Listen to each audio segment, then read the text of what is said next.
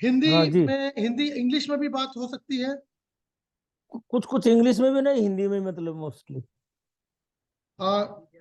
Let me welcome hmm. Mahasingh Rao ji, the great Dronacharya Award recipient of sporting, genre of India from the wrestling perspective.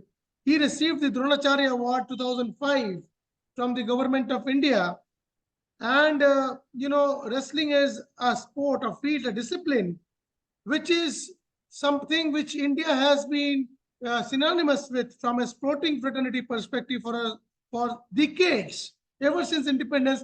In fact, India's first ever Olympic medal, independent India's first ever Olympic medal, was won by Khashaba Jadhav, Dada Saheb Khashaba Jadhav ji from Maharashtra in the 1952 Helsinki Olympics. The bronze medal winner was the first, recipient of Olympic medal in independent India, and the same discipline is represented by the great coach Mahasingh Raoji from Jujunu, Rajasthan. Coincidentally, my own native place. And Singh Raoji is somebody who is known to produce wrestlers of the best quality in the world. Even today, he is, producing wrestlers as Hind Kesaris in the arenas of Delhi. Now, I will take you to Mr. Rao to take us through his career, his journey, उनका जो सफर रहा wrestling का, और आने वाले समय में इसका भविष्य क्या है। आज जो उतार चढ़ाव सरकार के कारण और फेडरेशन और खिलाड़ियों के बीच में मतभेद के कारण जो हो रहा है, इन सब के ऊपर भी थोड़ी बहुत टिप्पणी करते हुए हम 2036 का जो ओलंपिक भारत में होने की अब प्रबल संभावना है, उस संभावना को ध्यान में रखते हुए कुश्ती, रेसलिंग, इसकी कितनी बड़ी भूमिका रहेगी, ये सारी चीजों पे थोड़ा थोड़ा प्रकाश डालते हुए अब मैं निवेदन करता हूं महासिंह राव जी से, विजन इंडिया फोरम के इस अमृतकाल सीरीज में जो 2047 के लिए हम बना रहे हैं, भारत के वीरों की और महान व्यक्तित्व की गाथाओं के ऊपर, उसमें महासिंह राव जी ने आज हमारा अभिवादन स्वीकार किया और वो आज हमें अपने बारे में बताएंगे। Over to you Mahasingh Rao, Dronacharya Mahasingh Rao ji. मैं सबसे पहले गोयनका जी, आपका धन्यवाद करना चाहता हूँ कि आप मेरे ही जिले से, मेरे ही नेटिव प्लेस से हैं। और सबसे बड़ी खुशी की बात है कि मैं कार्यक्रम शुरू करने से पहले मैं मेरे गुरुजी का भी जो हमें प्रातः काल स्मरणीय, मैं गुरु हनुमान जी को याद करता रहता हूँ कि वो भी हमारे झुंझुनू जिले से ही थे। और जो आज जो कुछ भी हम हैं, जो पद्म श्री द्रोणाचार्य गुरु हनुमान जी की देन है। पहले हम गांव देहात में छोटे मोटे अपने इलाके में दंगल कोई होते थे, वहां लड़ते थे, कॉलेज यूनिवर्सिटियों में लड़ते थे। तो मेरी मुलाकात गुरु हनुमान जी से 1976 में हमारे गांव में एक छोटा सा दंगल करवाया गया था। उसमें गुरु जी स्वयं पधारे थे। कि गुरु जी का एक रुझान बहुत था कि भाई मैं चढ़ावा का रहने वाला हूँ, कि जब भी मुझे मौका लगे झुंझुनू जिले में कोई टूर्नामेंट हो तो मैं जाऊं। तो वहां से उन्होंने हमारी परख की। फिर मैं गुरु जी से बराबर जुड़ता रहा।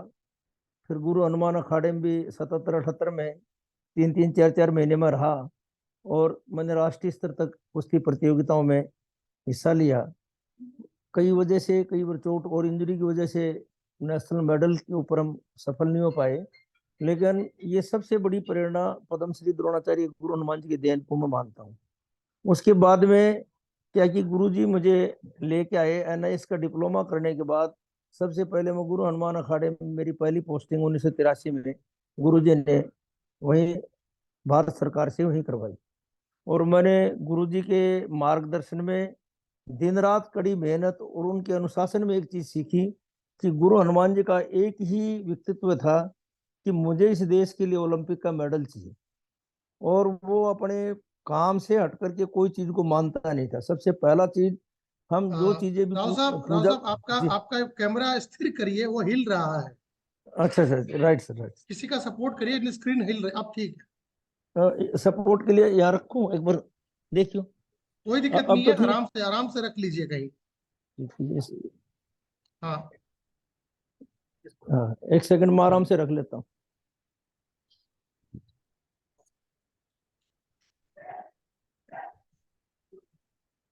अब ठीक है। Please continue sir. हाँ, जी तो सर, ये प्लीज सबसे बड़ी, कंटिन्यू। यस, सबसे बड़ी देन में हमारे गुरुजी को, पद्मश्री द्रोणाचार्य गुरु हनुमान जी, उनको मानता हूँ। और वो चिड़ावा के ही रहने वाले थे। मैं ये भी कहना चाहता हूँ कि जो हमें प्रेरणा मिली, जो मार्गदर्शन मिला, आज हम जिस ऊंचाई पे पहुंचे, वो सब का सब श्रेय हम हमारे गुरुजी को देते हैं। और मैं ये भी बच्चों को और आपके माध्यम से कहना चाहता हूँ, अगर बच्चे की आस्था गुरु में होगी तो निश्चित रूप से आप सफलता के मुकाम पर जाएंगे। अब हमने दिन रात कड़ी मेहनत की, गुरुजी के साथ रह करके की। भगवान ने नहीं चाहा 1999 में गुरु हनुमान जी की एक्सीडेंटल डेथ हो गई। उसके बाद भी मैंने गुरु हनुमान अखाड़ा दिल्ली को इस तरह से सींचा जैसे वो मेरा एक परिवार है, वो मेरा घर है, और वही मेरा आशियाना है। और उसी का फल भी मुझे मिला। उनसे एक ही चीज सीखी हमने, कि आप किसी भी खिलाड़ी को तैयार करने के लिए, ये नहीं है कि आप सुबह शाम 2 घंटे के पीटी टीचर हो, 24 घंटे बच्चे की वॉच करोगे तो निश्चित रूप से आपको रिजल्ट मिलेगा। हमने पूरे जीवन काल में, मैंने साई की 35 साल नौकरी की, हमने कभी भी एक दिन की छुट्टी नहीं ली, न कभी एक दिन की अटेंडेंस दी, और न कभी एक दिन अब्सेंट हुए। कि हमने रात दिन उस अखाड़े में रह करके मेहनत की। और उसका परिणाम भी ये रहा कि एक दौर में हमारे अखाड़े के बच्चे गुरुजी के टाइम से लेके बाद तक, चाहे भारत केसरी टूर्नामेंट हो, भारत कुमार हो, कितने ही टाइटल हो, हिंदुस्तान के बड़े से बड़े टाइटल हमारे लड़कों ने उठाए। आज गुरु हनुमान अखाड़े में 17 Arjuna awardee, 2 Dhyan Chand awardee, 5 Padma Shri, 7 Dronacharya awardee उस अखाड़े में है। ये सब गुरुजी का ही प्रताप और गुरु उस अखाड़े की ही देन है कि हमें सब कुछ मिला। आज भी हम कुश्ती में हैं तो सुबह गुरुजी को याद करके हमारा कार्यक्रम शुरू करते हैं, तो इसका परिणाम हमें मिल रहा है। और ये सबसे बड़ी बात मैं आपको ये कहना चाह रहा हूँ कि आपने जो मुहिम जो शुरू की है, ये अमृत महोत्सव काल की जो सीरीज चलाई है, जिसका रोड मैप 2047 तक का स्पोर्ट्स का डिसाइड किया है, ये मैं सबसे बड़ा श्रेय अगर इस हिंदुस्तान में मेडल्स की बढ़ोतरी में अगर किसी को जाता है तो हमारे परम आदरणीय प्रधानमंत्री नरेंद्र मोदी जी को जाता है। कि मैंने बड़े नजदीक से उनको देखा, जब जब भी ओलंपिक में टीम लेकर के गए, हम बार जब जब भी मिले, वो एक एक कोच और खिलाड़ी से व्यक्तिगत रूप से अपने घर बुला करके मिलता था। और उनको जैसे ब्रेकफास्ट देना, खाना पूछना, तुम क्या खाते हो, ट्रेनिंग में कोई कमी तो नहीं है, किसी प्रकार की कोई दिक्कत तो नहीं है। अब हम ब्राजील डेफ ओलंपिक की टीम लेकर के गए थे, वहाँ हमारे रेसलिंग में 1 गोल्ड 2 ब्रोंज मेडल आए थे। तो वो बच्चों से व्यक्तिगत रूप से मिले और पूछा एक एक चीज को। मैंने बताया जी हम गुरु हनुमान अखाड़े से हैं। बोलो वो तो कुश्ती का हब है। तो वो गुरु जी को प्रधानमंत्री जी जानते थे। तो ये जो रोड मैप 2047 तक का जो विजन है, ये हमारे परम आदरणीय प्रधानमंत्री नरेंद्र मोदी जी का विजन है। और हम निश्चित रूप से 2036 का ओलंपिक वो कराएंगे तो इस देश में कुश्ती के मेडलों की अंबार लग जाएगी। मैं आपको बताना चाहता हूँ कि ये सब देखिए, हमारा जो देश का मुखिया है, जो हमें बुला करके फोटो खिंचवा, पहले हम ये तरसते थे यार मेडल लेकर के आए हैं, किसी प्रधानमंत्री या किसी मंत्री के साथ भी फोटो आती थी तो बड़े खुश होते थे यार, मंत्री खेल मंत्री के साथ फोटो खिंच गया। आज प्रधानमंत्री जी व्यक्तिगत रूप से फोटो भी खिंचवाते हैं, बच्चों का हौसला भी बढ़ाते हैं, जो बच्चे हार जाते हैं उनको प्रोत्साहित भी करते हैं। और उस प्रोत्साहन का ही विजन है कि जाने से पहले और आने के बाद जिस तरह से, और जो प्रधानमंत्री जी का विजन है ना, इसी वजह से भारत का खेल मंत्रालय, स्पोर्ट्स अथॉरिटी ऑफ इंडिया दिन रात कड़ी मेहनत कर रही है। क्यों? वो जानते हैं कि हमारे प्रधानमंत्री जी का विजन खेल है, और खेल से हम एक दिन मेक इन इंडिया खेल में बनेंगे। जिस तरह से खेलों में हमारे कुश्तियों जैसे रशिया रूस रशिया महाशक्ति है, दूसरे कंट्रीज हैं, ईरान है, अमेरिका है और है। एक दिन ऐसा आएगा कि हम भारत, नरेंद्र मोदी जी के, प्रधानमंत्री जी के विजन की वजह से एक दिन भारत कुश्ती की महाशक्ति बनेगा। और 2036 के ओलंपिक में बताना चाहता हूँ कि बच्चों ने आज से ही कमर कस ली है। जो बच्चे अब पैदा हो रहे हैं या कैडेट के हैं, जूनियर के हैं, उनका एक ही विजन है कि हमें ओलंपिक में मेडल जीतना है। पहले हमारे खिलाड़ी जाते थे, देखिए आपने कहा 1952 हेलस्की ओलंपिक में खासाबा जादव जी का ओलंपिक में मेडल आया, ब्रोंज मेडल, किसी ने कोई नहीं पूछा। जब 2008 में सुशील का रेसलिंग में पहली बार, बॉक्सिंग में विजेंद्र का मेडल आया, पहले भी मेडल आए, इतनी लोगों को पब्लिसिटी नहीं मिली। कर्णम मालेश्वरी का भी आया, उससे पहले भी आया, राज्यवर्धन राठौड़ का भी सिल्वर मेडल 2004 में आया, लेकिन वो पब्लिसिटी और वो पैसा नहीं मिला। जब 2008 के बाद में आप जैसे लोगों ने ये मुहिम छेड़ी कि खेल जन जन तक, हिंदुस्तान के कण कण तक जाना चाहिए, ये मुहिम आप लोगों ने पहुंचाई, और आप लोगों की पहुंचाने की वजह से कि जितने भी कारपोरेट घराने थे वो खिलाड़ियों को मेडल के साथ साथ प्रोत्साहन राशि 1 करोड़, 2 करोड़, 5 करोड़, 10 करोड़, और उनको देख करके भी सभी राज्य सरकारों ने भी, हर स्टेट ने, जैसे कोई 1 करोड़ दे रहा है, कोई 2 करोड़ दे रहा है, कोई 5 करोड़ दे रहा है, और भारत का खेल मंत्रालय भी ओलंपिक मेडल पे 1 करोड़ रुपए दे रहा है। हरियाणा ओलंपिक के गोल्ड मेडल 6 करोड़ रुपए दे रहा है। तो ये खेल की मुहिम चली, और ये चली किससे कि हमारे सर्वे सर्वा, जैसे आज हमारे परम आदरणीय प्रधानमंत्री नरेंद्र मोदी जी है, उनका विजन है, तो उनको सभी स्टेटों ने फॉलो किया। आज खेल की दुनिया में ऐसा कोई स्टेट नहीं है जिसके अंदर खेल की भावना नहीं हो। खेल को बढ़ावा देने के लिए हम खिलाड़ियों को कैसे तैयार करें। और आज पहले हमारे जनरल बच्चे खेलते थे, आज नॉर्मल खिलाड़ी खेलते थे, अब तो खेल की ऐसी मुहिम होगी कि हमारे para athletes, deaf athletes, blind athletes, हर आदमी खेल की तरफ डाइवर्ट हो गया, पूरा देश खेलमय हो गया। और इस खेल की मुहिम को जन जन तक पहुंचाने के लिए भारत सरकार की, मोदी जी की फिट इंडिया की एक मुहिम है, उस मुहिम का हमें एडवांटेज मिला। आज देखो, खेलो इंडिया यूथ गेम्स का आयोजन हर साल 2018 से कंटिन्यूस हो रहा है, और उनका इस तरह के स्टैंडर्ड के हिसाब से टूर्नामेंट भारत सरकार द्वारा करवाया जाता है कि बच्चों को इंटरनेशनल इवेंट में जाते हैं तो जैसे होटल्स में ठहरना, एसी की टिकटें ट्रेन की मिलना, बाई एयर आना, लग्जरीज गाड़ियाँ, और इंटरनेशनल लेवल का कंपटीशन वेन्यू, ये सब चीजें बच्चों को मिलने लग गई, और इसी का बेनिफिट हमारे बच्चों को मिला। अब खेलो इंडिया यूथ गेम्स के साथ खेलो इंडिया यूनिवर्सिटी गेम्स भी कर दिए। इस तरह से सारे गेम्स को बढ़ावा देने के लिए भारत सरकार की जो मुहिम है, इसके लिए मैं काबिल तारीफ करता हूँ भारत सरकार के खेल मंत्रालय की, भारतीय खेल प्राधिकरण की, और जो एसोसिएशन है वो भी दिन रात खेल के लिए प्रयासरत है।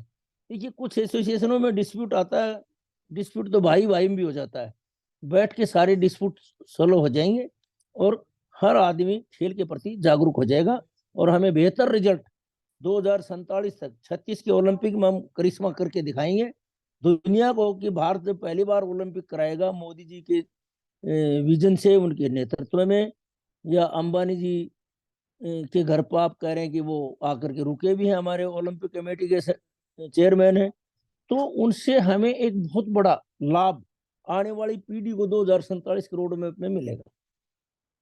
राव साहब, अभी I have to interject a little bit because we will have a limited amount of time. Rao साहब, अब प्रशासनिक बातें हो गई, काफी अच्छा लगा आपसे जान के, और ये सब बातें भी लोगों को जाननी जरूरी है। जी। इसके अलावा अब हम थोड़ा सा जो आपका फील्ड है, आपका जो ये डिसिप्लिन है, उसके विषय में कुछ चर्चा करते हैं। जैसे अब राइट। स्टेट लेवल से, स्टेट लेवल में पहली बात, जैसे आप तो रेसलिंग के महाज्ञाता हैं आज के जमाने में, अगर हम पूछें आपसे कि कद काठी और शारीरिक जो रूपरेखा है, उसका कितना बड़ा इम्पैक्ट है, कितना रेलेवेंस है ये रेसलिंग को स्पोर्ट के तौर पे, अपने करियर के तौर पे लेने के लिए। और जैसे हरियाणा पंजाब के लड़के लंबे चौड़े होते हैं, वो जेनेटिकली उनका अलग कद काठी होती है, तो क्या ये स्पोर्ट उनके लिए ज्यादा बेटर है? क्योंकि अब हर जगह हम रेसलिंग शुरू कर दें, हर जगह से कोई निकल के आ ही सकता है, लेकिन जी। जनरली किन स्टेट्स में रेसलिंग को ज्यादा इंफेसिस देना चाहिए? देखिए, जो स्टेट आपने पहले जिक्र कर दिया हरियाणा है, और जो एनसीआर का एरिया है दिल्ली के आसपास का, हरियाणा के बच्चे दिल्ली में ट्रेनिंग करते हैं, एनसीआर के जैसे ये पश्चिमी उत्तर प्रदेश के जो बच्चे हैं, आधा हरियाणा के बच्चे हैं, और कुछ राजस्थान के हैं, और उत्तर प्रदेश के बच्चे जैसे पंजाब, उत्तर पंजाब। प्रदेश में, पंजाब बहुत बढ़िया। पंजाब में अगर थोड़ी सी के वो नशे वाली लत कम हो जाए तो पंजाब का आदमी बहुत मजबूत है। महाराष्ट्र के आदमी बहुत अच्छे हैं कुश्ती में, कुश्ती में महाराष्ट्र का बड़ा बड़ा शौक है। महाराष्ट्र है, पंजाब है, हरियाणा है, यूपी है, कुछ राजस्थान के कुछ डिस्ट्रिक्ट जैसे झुंझुनू, चूरू, सीकर, ये अपना जो जिला है ये बहुत मजबूत है, भीलवाड़ा है, उदयपुर है। ऐसे स्टेट्स में क्या आप लोगों को बुलाया जाता है फॉर रेसलिंग की वर्कशॉप्स के लिए, और उनके ट्रेनर, क्योंकि आप द्रोणाचार्य अवार्डी है, रेसिपिएंट है, क्या वैसी स्टेट, क्योंकि अब राजनीति की सब कुछ है, मैं समझ सकता हूँ, हम समझ सकते हैं, तो क्या आपको इस स्टेट से भी बुलाया जाता है? जैसे अब अगर हम बात करें राजस्थान की, अभी 5 साल से कांग्रेस की सरकार थी, तो क्या अब आप राजस्थान से हैं, तो क्या गहलोत साहब की सरकार ने आपको मौका दिया कि वहां आके प्रशिक्षण दें? देखिए, कभी मौका हमें दिया नहीं, कभी इस तरह की वर्कशॉप नहीं। जो आपने बहुत अच्छा प्रश्न किया है, मैं आपके प्रश्न से बहुत सहमत हूँ कि दरअसल में क्या है कि अपने कुछ एरिया ऐसे होते हैं कि उनके अंदर जो पॉलिटिकल सिस्टम में या जो एसोसिएशन स्टेट्स की बनी हुई है, वो वैसे कुंडली मार के कब्जा करके बैठे हैं। देखिए, सबसे बड़ी कुश्ती को या खेल को कोई बढ़ावा दिया जाएगा तो आपको हर जिले में, एसोसिएशन का काम है कि हर जिले में खेल को डेवलप करना पड़ेगा। अगर आपका हर जिले में खेल डेवलप नहीं है तो आपके स्टेट के बच्चे बढ़िया नहीं आएंगे। अब क्या है कि एसोसिएशन का काम है कि नेशनल की डेट डिसाइड होगी, वो अपना एक सर्कुलर जारी कर देते हैं, किसी डिस्ट्रिक्ट की टीम आए या न आए। है, आप देखिए, मैं कई बार देखता हूँ बहुत सारी चीजें, बहुत सारे स्टेट ऐसे हैं, उनमें आप स्टेट चैंपियनशिप अगर करवा लो तो एक वजन में 10 12 15 16 10 इतने बच्चे पूरे स्टेट के होते हैं। आप हरियाणा में या दिल्ली के किसी देहात के गांव में अगर एक टूर्नामेंट करवा लो तो एक गांव में कम से कम एक एक वजन में 50 50 बच्चे इकट्ठे हो जाते हैं एक गांव में। क्यों? उनके कुश्ती का शौक हो गया। उन स्टेट्स में जैसे हरियाणा है, उन्होंने कुश्ती को अडॉप्ट कर लिया। हर गांव में अखाड़े हैं उनके। एक गांव है तो उस एक गांव में 3 3 4 4 रेसलिंग सेंटर चलते हैं। कहते हैं पाने का मतलब इस मोहल्ले का इधर, इस मोहल्ले का इधर, दूसरे मोहल्ले का इधर।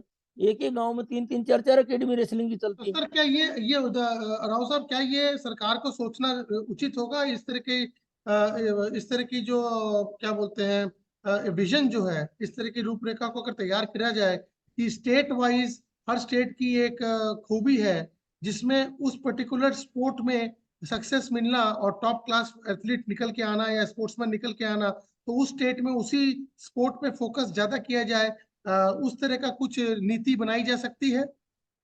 बहुत सही बात है कि जिस स्टेट में हमारा फोकस है, मैं तो कहता हूँ सब जगह ही करना चाहिए। सब जगह अगर कुश्ती बढ़ेगी तो मास पार्टिसिपेशन होगा तो रिजल्ट कहीं से बेटर आ सकता है। मैं ये नहीं कहता, मान लो हरियाणा का है कोई बच्चा, मान लो महाराष्ट्र का बहुत बढ़िया उभर करके आ सकता है। लेकिन जो स्टेट गवर्नमेंट्स हैं उनको एक चीज का ध्यान रखना चाहिए कि मैक्सिमम जोर लगा करके वहां के बच्चों को हर जिले में जा जा करके खोज करनी चाहिए। टैलेंटेड बच्चे हैं उनको अच्छी ट्रेनिंग देनी चाहिए और उनके अंदर अच्छी भावनाएं भरनी चाहिए। ये नहीं है कि बस ठीक है एक टूर्नामेंट करवा दिया, छुट्टी, कोई जीतेगा तो कोई दिक्कत नहीं, हारेगा तो कोई दिक्कत नहीं। अब देखो हर स्टेट में बच्चे अच्छे होके आने में लग रहे हैं।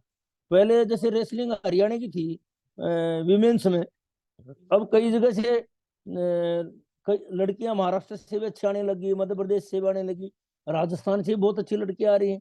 तो कद काठी की लड़कियां बहुत सब जगह सही मिल जाएंगी। तो इसी तरह से सब जगह लड़के मिल सकते हैं। मेरा कहने का मतलब कि हमें जो कुछ मिलता है, मैं तो कहता हूँ गवर्नमेंट हमें 100 रुपये देती है तो हम 50 रुपया काम तो करके दिखाएं ताकि हमारे रिजल्ट अच्छे हैं। और हम देखिए जितना ज्यादा हम बच्चों के साथ समर्पित होंगे, बच्चे का मन ऑटोमेटिक हमारे में लग जाएगा। और हमें ये चिंता रहनी चाहिए, बच्चा हारता है तो सही मायने में गुरु वही होता है, उसको इतना दुख होता है कि वो उसका मतलब कोई वर्णन नहीं कर सकता। इसलिए वो बच्चे के साथ 24 घंटे एसोसिएट होता है। अब कई बार क्या होता है टीम्स के साथ, जैसे मान लो जो बच्चे एसोसिएट हैं उनके साथ कोच लास्ट मोमेंट में दूसरे भेज देते हैं। ये रीजन भी कई चीजें काउंट होती हैं। अब मैं एक चीज और कहना चाहता हूँ आपको, आपने एक विदेशी कोचों का प्रश्न किया था। देखिए, मैं विदेशी कोचों के वैसे कोई खिलाफ नहीं हूँ, आने चाहिए, लेकिन हमारे जो देसी कोच हैं उनके साथ उनका तालमेल होना चाहिए। देखिए, कोई भी चीज तालमेल से हर चीज का रिजल्ट पॉजिटिव आता है। क्यों? वो हमारी लैंग्वेज को, हमारी भाषा को और सिस्टम को हमारे बच्चे समझते हैं, विदेशी कोच को नहीं समझते। लेकिन विदेशी कोच मान लो टेक्निकली अच्छा है, अच्छी चीज की मूवमेंट बताता है, तो हमारे कोचों को भी ये महसूस नहीं करना चाहिए कि ये बता रहा है तो हम कमजोर है। नहीं, ज्ञान किसी भी समय सीखो, सीखते रहना चाहिए। कई बार कोच स्वयं बच्चे के मूवमेंट को देख करके खुद सीखता है। कई बार ट्रेनिंग में ऐसे मूवमेंट आते हैं कि कोच को बच्चों से भी सीखना पड़ता है। तो सीखने की कोई उम्र नहीं होती और सीखने के लिए कोई बड़ा छोटा नहीं होता।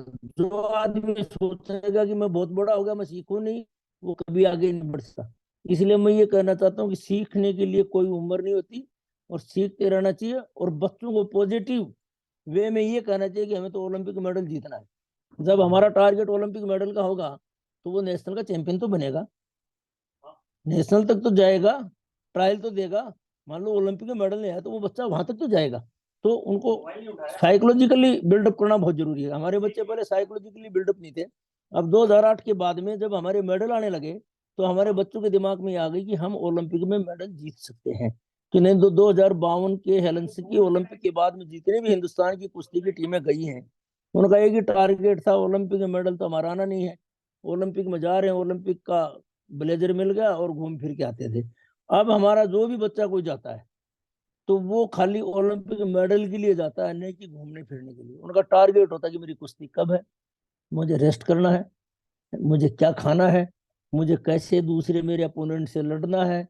एक एक चीज की स्ट्रेटेजी बनाता है और इसी का रिजल्ट है कि हमारे ओलंपिक में रेसलिंग में 2008 में सुशील का ब्रोंज, 2012 में सुशील का सिल्वर, योगेश्वर का ब्रोंज, 2016 में साक्षी मलिक का ब्रोंज मेडल आया लड़कियों में, और 2020 के ओलंपिक में टोक्यो में रवि दहिया का सिल्वर और बजरंग का ब्रोंज मेडल आया। और पहले वर्ल्ड चैंपियनशिप में भी हम बच्चों के मेडल के लिए तरसते थे।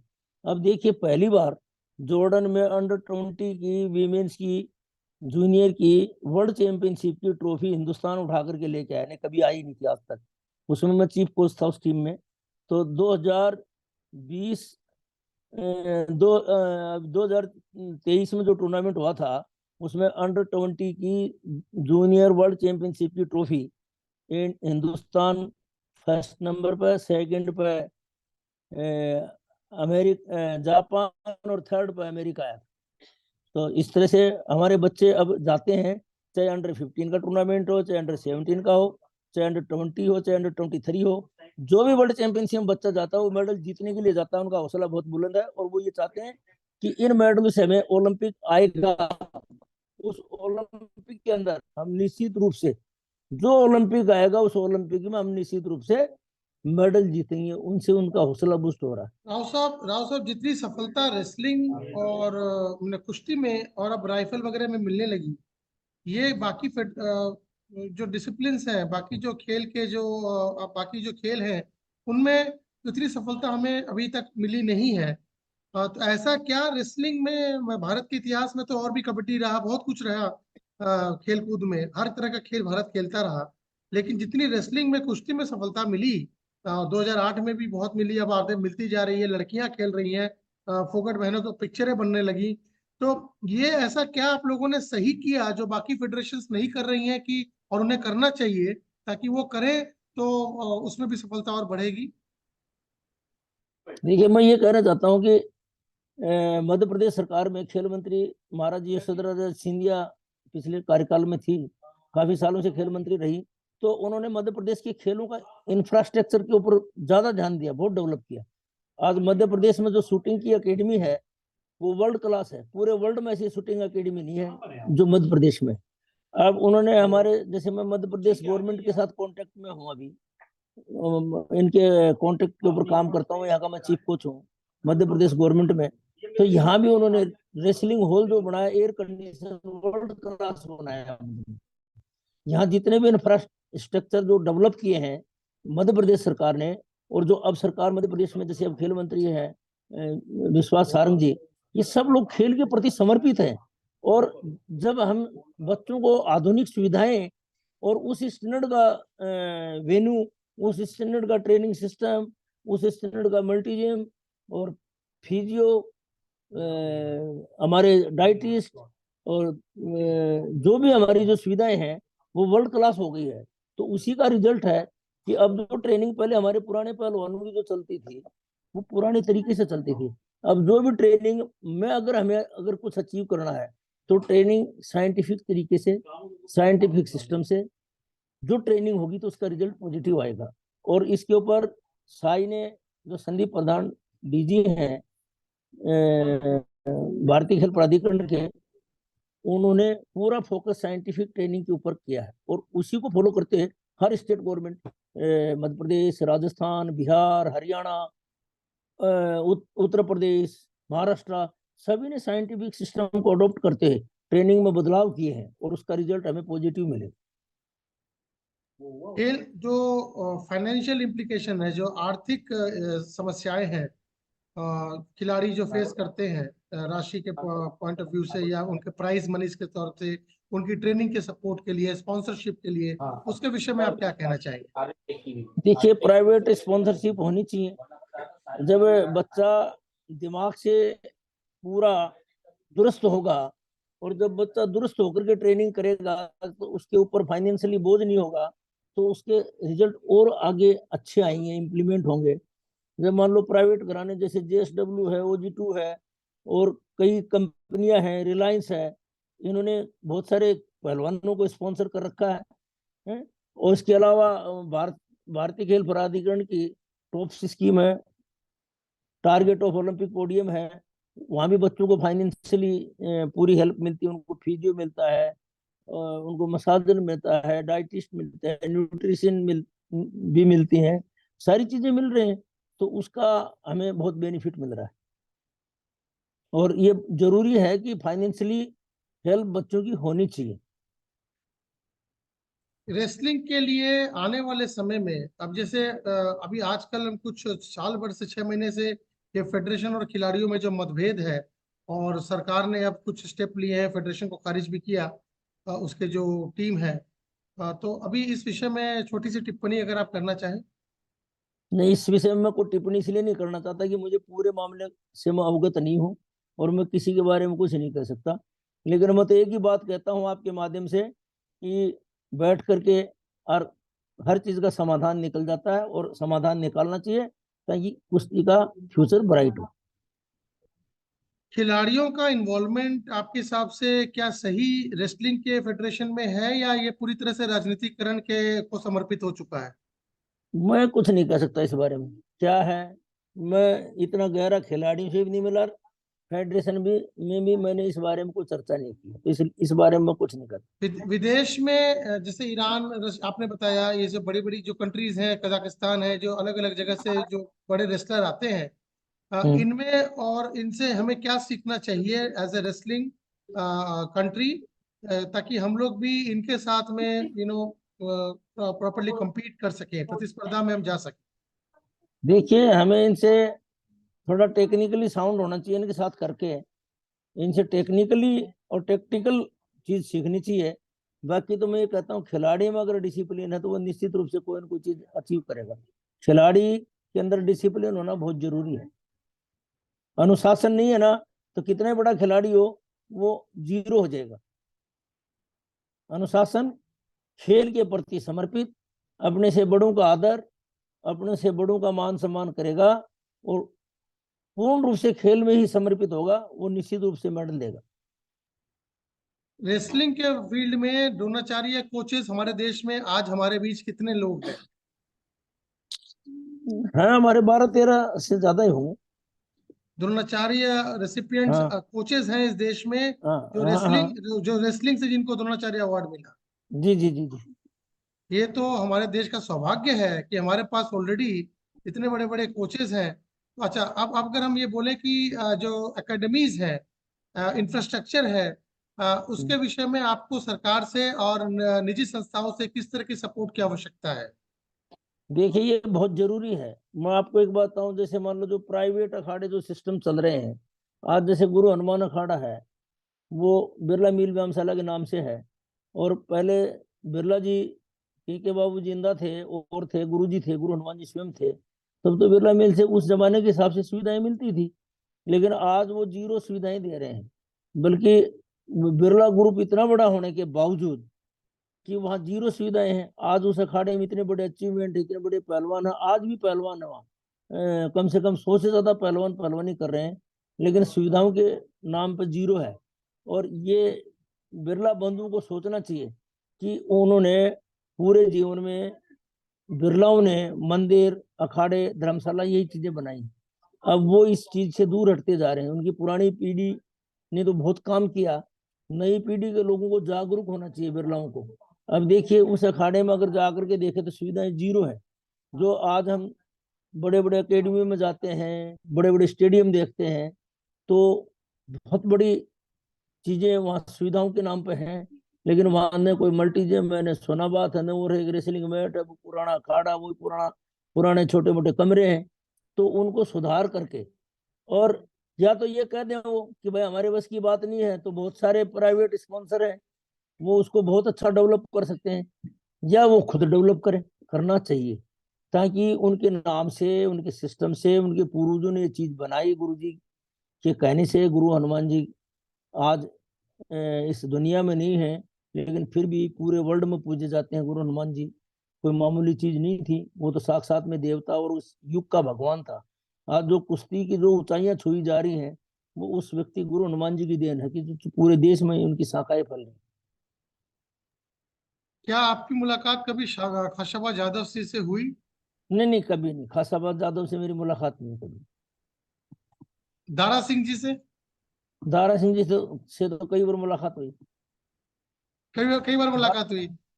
कई बार, वो तो नेता हो गया था ना दारा सिंह तो। बीजेपी का एमपी भी हो गया, बीजेपी का प्रचार भी किया। वो मदन लाल खुराना जी के साथ हमारे अखाड़े में कई बार आया।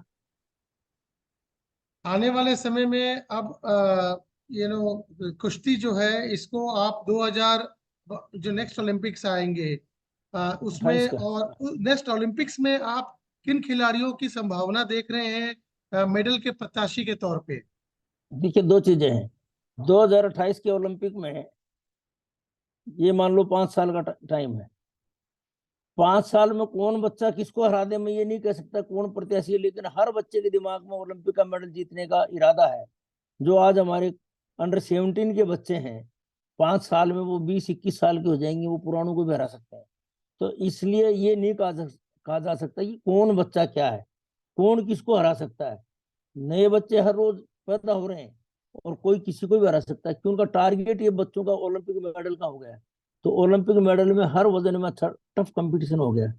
अब जैसे नए बच्चे आ रहे हैं। अब नेशनल चैंपियनशिप जयपुर में 2 से 5 तक हो रही है। अब एक नेशनल चैंपियनशिप 29 से 31 या पूना में हुई थी। इनमें जो बच्चों के रिजल्ट फर्स्ट सेकंड थर्ड, यहाँ और वहाँ के बच्चे जो आएंगे, जो पहले 6 नंबर के बच्चे, पहले 4, जैसे इधर हर वजन के गोल्ड सिल्वर 2 ब्रॉन्ज, और उधर के गोल्ड सिल्वर 2 ब्रॉन्ज, जो 8 बच्चे हर वजन में होंगे, तो ये मान लो कि वो आने वाले 2028 के ओलंपिक के इनमें कोई भी जीत सकता है। ये जो हमारी जो नई पीढ़ी है इसमें कुश्ती को उतने ग्लैमराइज तौर पे वो नहीं देखा जाता कंपेयर टू अदर स्पोर्ट्स। इस अब क्रिकेट की बात तो छोड़ दीजिए, वो तो खैर एक धर्म के स्तर पे, अलग। धर्म हाँ धर्म के स्तर पे पहुंच चुका है। लेकिन जो बाकी खेल कूद है जी। उसमें रेसलिंग या कुश्ती को, अब पिक्चर भी बनी आमिर खान की, वो दंगल बोल के पिक्चर बनी फोगट बहनों पर।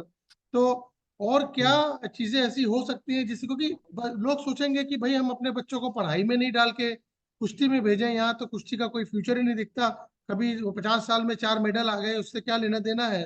तो इस चीज को कैसे पॉपुलराइज किया जाए? क्या किसी पर्टिकुलर लीग की स्थापना करके इसको पॉपुलराइज किया सकता है? कैसे इसको पॉपुलराइज किया जा सकता इसका दो ही कारण है, देखो। एक दंगल फिल्म आई, एक सुल्तान फिल्म आई, रेसलिंग पर 2 फिल्म आई। दोनों फिल्मों से कुश्ती इतनी पॉपुलर हो गई कि गांव हर ढाणी ढाणी तक पहुंच गई फिल्म के माध्यम से। और अब मैं ये कहता हूँ, जो पुराने हमारे स्टार खिलाड़ी ओलंपिक के मेडलिस्ट हैं, जैसे खासाबा जादव है, उसके बाद के ओलंपिक के मेडलिस्ट हैं, और कोई पुराने पहलवान हैं, तो उनके ऊपर फिल्में बननी चाहिए, और वो फिल्में दिखाई जानी चाहिए, ताकि उनके जीवन से, उनके किस दौर से वो गुजरे हैं, और कहाँ तक और किस मुकाम तक पहुंचे, वो फिल्में अगर उन पर बनाई जाएंगी और वो दिखाई जाएंगी, तो निश्चित रूप से हर बच्चों का, गार्जियन का, सबका ध्यान है वो कुश्ती की तरफ आकर्षित होगा। फाइनली? फाइनली अब हम आखिरी पड़ाव पर हैं, हम 1 मिनट है हमारे पास। राव साहब, जो नए जो खिलाड़ी हैं जिन्होंने अंतर्राष्ट्रीय प्रतियोगिता में पार्ट लेना बंद कर दिया, अब वो कोचिंग की तरफ अग्रसर हैं, एकेडमिया खोलते हैं, ये हर फील्ड में होता है। आप द्रोणाचार्य विजेता हैं, भारत के महान कोच हैं। तो ये कोच जो बनना चाहते हैं, इन नए खिलाड़ियों के लिए, आने वाले कोचेस के लिए आपका क्या सुझाव है? मेरा सुझाव ये है कि जब तक खिलाड़ी में दम है तब तक वो खेल में ही समर्पित रहना चाहिए। एकेडमी बाद में खोलनी चाहिए कि जब वो रिटायरमेंट हो जाए तब। अगर कोई बच्चा अच्छा है तो वो एकेडमी खोल लेगा तो उसका खेल से धीरे धीरे नाता कम हो जाएगा, फिर वो जब खलीफा हो जाएगा तो वो खिलाड़ी नहीं रहेगा। तो नहीं, द्रोणाचार्य जब बनने के लिए उसको क्या करना है? द्रोणाचार्य बनने के लिए उसको समर्पित होकर इस देश को ओलंपिक में मेडल दिलवाने पड़ेंगे, फिर द्रोणाचार्य बनेगा। देश क्योंकि के लिए ऐसा जो है समर्पित हो जाए। बड़े छोटे का जो लिहाज है, गुरुकुल की जो परंपरा है, ये सारी चीजें जो हैं पुराने जमाने की बातें हो गई हैं।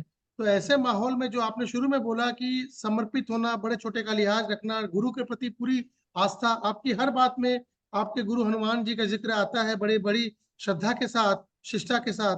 तो अब आज के इस युग में ये चीज बड़ा मुश्किल है। तो इसमें आप क्या गुरुओं के लिए क्या सजेस्ट करते हैं कि वो ऐसे क्या कैरेक्टरिस्टिक्स रखें कि जो स्टूडेंट है, जो समाज है, उनको उस एंगल से देखे? देखिए, हमारे गुरुओं को जो एकेडमी चलाते हैं, कोई गुरु हो गए, उनको बच्चों के अंदर हमारी पुरानी संस्कृति को डेवलप करना चाहिए। कि हम जैसे अखाड़ों में पहलवान अपने से बड़ों के पैर छू करके आशीर्वाद लेते हैं, गुरु का पैर छू करके आशीर्वाद लेके ट्रेनिंग करता है। कुश्ती लड़ने के लिए जाएगा तो गुरु के पैर छू करके आशीर्वाद लेके जाएगा।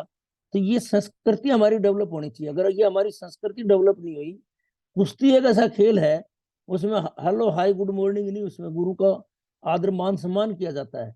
अगर हम लोग इस आदर मान सम्मान से दूर हट गए हमारे बच्चे, तो मैं ये भी कह रहा हूँ कि हम ये सोच रहे हैं कि ओलंपिक में मेडल आएगा, मुझे उम्मीद नहीं है, कुछ नहीं आएगा। बच्चों को द्रोणाचार्य गुरु के आपकी प्रति। से जो आप द्रोणाचार्य हैं हमारे देश के, आपसे इसी बात की उम्मीद थी कि आप संस्कृति को एक अभिन्न अंग मानेंगे इस पर्टिकुलर मुहिम को आगे बढ़ाने के लिए। क्योंकि अगर हम अपनी सांस्कृतिक धरोहर से दूर हटते चले गए तो तो कुछ नहीं मिलेगा। हाँ, तो कुछ अल्टीमेटली कुछ अगर कुछ हाथ आ हासिल भी गया, हाथ आ भी गया तो वो सामयिक होगा। मेरा सब इतना ही मेरी सब इतनी समझ है। और कुछ दिनों बाद बातें वापस घूम के वहीं आ जाएंगी। लेकिन अगर संस्कृति की डोर हमने पकड़ के रखी तो देर आएंगे लेकिन दुरुस्त आएंगे। बिल्कुल सही बात है, संस्कृति को कभी नहीं छोड़ना चाहिए। देखिए, हर आदमी पूजा करता है, जय श्री राम बोलता नहीं है ना, तो घर में पूजा सब करते हैं, चाहे हिंदू हो चाहे मुस्लिम हो, सब पूजा करते हैं। तो मैं तो यही कह रहा हूँ कि जब हर आदमी, डर लगता है ना, डर लगता है माइंड कंसंट्रेशन करने के लिए, कोई भगवान श्री राम की पूजा करता है, कोई हनुमान जी करता है, कोई शिव जी की करता है, कोई किसी की करता है, तो सब लोग पूजा करते हैं। तो ये हमारी संस्कृति है कुश्ती, और हमारी प्राचीन संस्कृति अगर छूट जाएगी तो हमें कुछ नहीं मिलेगा, कुछ सर, हासिल नहीं होगा। Before I and the show, क्योंकि मुझे आज आपसे बात करने का मौका मिला, क्योंकि हमने शुरू करा है स्पोर्ट्स के ऊपर भी। तो यही मैं हम्म। कहना चाहूंगा क्योंकि ये बहुत लोग शायद देखेंगे आपके माध्यम से, चैनल के माध्यम से, सोशल मीडिया के माध्यम से, कि सिर्फ रोशनी के पीछे भागने की जरूरत नहीं है, ग्लैमर के पीछे भागने की जरूरत नहीं है कभी। इस देश में आप लोगों का ये समय आ गया है कि हमें इस देश में जितने जीवित हमारे कोचेस हैं, द्रोणाचार्य लेवल के जो कोचेस हैं, कम से कम मेरे समझ में 50 कोच ऐसे होंगे जो द्रोणाचार्य अवार्डी होंगे। क्यों ना ऐसी एक संगोष्ठी का आयोजन करना चाहिए अब हम लोगों को, जहां पर सारे द्रोणाचार्य कोचेस एक साथ आए और ऐसी, मतलब एक पहली बार ऐसी एक चीज हो कि सारी दुनिया को पता चले कि इंडिया में इतनी कोचिंग की स्ट्रेंथ है। अगर कोचिंग की स्ट्रेंथ लोगों को पता चलेगी तो ऑटोमेटिक लोगों को लगेगा कि अब अगर इतने अच्छे कोचेस हैं तो इस खेल में भी भविष्य बहुत अच्छा है। ये चीज आज तक किसी ने सामने नहीं लाई। इसी चीज का हम प्रयास करेंगे कि सारे कोचेस को इकट्ठा करें। भारत के जो अच्छे अच्छे जितने भी कोचेस हैं, भले द्रोणाचार्य अवार्डी हो भले ना हो, लेकिन उनके कारण बहुत सारे खिलाड़ियों को, परिवारों को, माता पिताओं को प्रोत्साहन मिलेगा। और सरकार को भी पता चलेगा कि क्या क्या चीजें और करनी है। निजी संस्थाओं को पता चलेगा और क्या सपोर्ट, जैसे आपने अभी बिरला जी की बात बताई, क्या सपोर्ट करना है। इन कोचों की बातों को सुन के कि क्या सपोर्ट करने से इस देश में, क्योंकि उनको भी तो ब्रांडिंग मिल रही है, उनको खिलाड़ी मिल रहा है, उनको नाम मिल रहा है। जिस एक ऐड पे वो 50 लाख 1 करोड़ रुपया खर्च करते हैं, वो इस 50 लाख 1 करोड़ में अगर 2 ओलंपियन तैयार हो गए तो इससे बड़ी बात और क्या हो सकती है। मेरी बस इतनी समझ है। बहुत बहुत धन्यवाद राव साहब, आपने इतना समय दिया। भगवान करे आपकी उम्र और लंबी हो और जाने से पहले देश को आप दर्जनों कुश्ती के महारथी हिंद केसरी देते हुए जाए और वो हिंद केसरी विश्व केसरी बने। धन्यवाद, धन्यवाद गोयनका जी, धन्यवाद। धन्यवाद।